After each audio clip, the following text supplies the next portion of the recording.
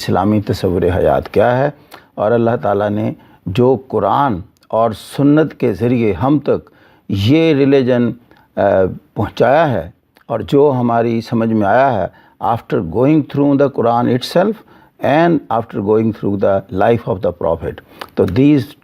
To are the authentic sources. اس کے بعد جو تیسرا سورس ہے اسلام میں جسے ہم فقہ کہتے ہیں، وہ اجتہاد کا کانسیپٹ ہے، اردو انگلش میں کہتے ہیں ریکنسٹرکشن آف ریلیجس تھاٹ۔ تو اس میں یہ ہے کہ کچھ معاملات، کچھ ایسے ایشوز اور مسائل جن کا وجود اس وقت حضور کے دور میں نہیں تھا، نئی چیزیں پیدا ہوئیں،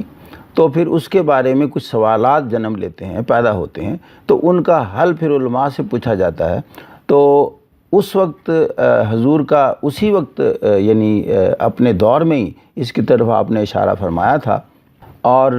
فرمایا تھا کہ جب آپ کو ایسا کوئی معاملہ درپیش ہو جس کا آپ کو حل براہ راست قرآن اور میری زندگی سے نظر نہ آئے، تو پھر آپ نے اس کا فیصلہ کیسے کرنا ہے، اس کو ہم اجتہاد کہتے ہیں۔ تو اس پر آپ نے اس کی وضاحت فرمائی، ایک مثال کے ساتھ وضاحت فرمائی۔ جب یمن کے گورنر بنایا معاذ ابن جبل کو، تو ان سے پوچھا کہ معاذ، جب آپ کوئی فیصلہ فرمائیں گے کسی بھی معاملے میں، مسئلے میں، کیسے آپ کریں گے وہ فیصلہ؟ تو حضرت معاذ نے فرمایا کہ میں قرآن کی روشنی میں فیصلہ کروں گا،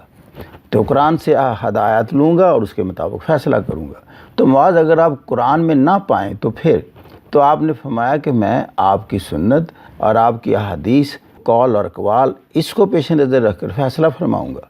تو انہوں نے کہا اگر آپ ان دونوں میں نہ کچھ پائیں تو پھر؟ انہوں نے کہا کہ میں قرآن اور آپ کی تعلیمات اور آپ کے اقوال کی روشنی میں اپنے ذہن کو استعمال کرتے ہوئے فیصلہ کر دوں گا۔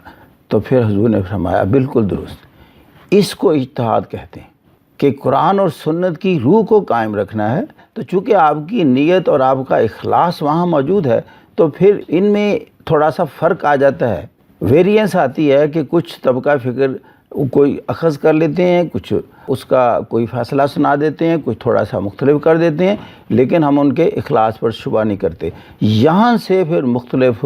ائمہ کے افکار اور خیالات پیدا ہوئے، مختلف فقہ وجود میں آئیں، اور اس سے پھر آپ دیکھیں طبقات پیدا ہوئے۔ اچھے علماء تھے، بڑے بڑے فقیہ تھے، اور اجتہاد کے بڑے ایکسپرٹ تھے جنہوں نے یہ کام کیا، جس میں ہم مانوس ہیں بہت سارے ناموں سے، خاص طور پر امام ابو حنیفہ، انہوں نے اجتہاد کیا، نئے نئے مسائل کا حل بتایا، تو پھر ان کو جو فالو کرتے ہیں وہ احناف کہلانے لگے، حنفی۔ اسی طرح ہم حضرت امام مالک ہیں،